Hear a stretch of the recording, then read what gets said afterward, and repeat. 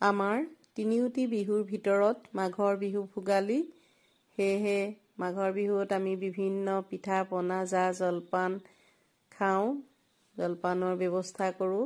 দৈ, চিৰা, কোমল চাউল, ভজা চাউল, বৰা চাউল আদি বিভিন্ন জা জলপান খাওঁ। এইকেইদিন খায়ে আছোঁ। সেয়েহে ভাবিলোঁ আজি সকলোৱে মিলি এটি বেলেগ ধৰণৰ পুৱাৰ জলপান খাওঁ। এয়া আলু ভাজিবলৈ লৈছোঁ, আলু ভজা। আৰু এয়া বাৰীৰ পৰাই ধনিয়া পালেং ছিঙি আনিছোঁ।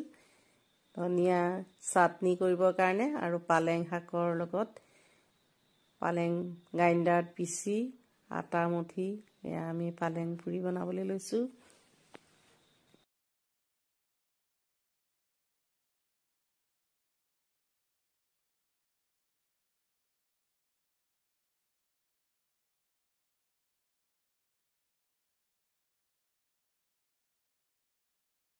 এয়া তাৰ লগত অকণমান নিমখ দি পালেঙৰ পিচি লোৱা পালেংখিনি দি আটা মঠিবলৈ লৈছোঁ।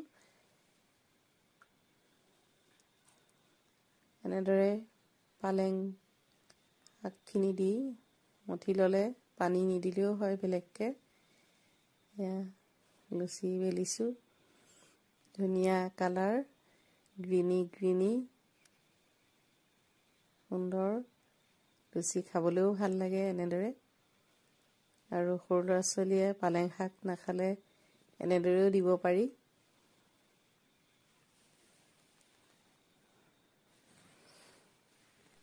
লুচিকেইটাও ইমান ধুনীয়া হৈছে দেখিবলৈ, সুন্দৰকৈ ফুলি উঠিছে। আপোনালোকে বাৰু এনেদৰে খায়নে জনাবচোন, খাই কেনেকুৱা পায়।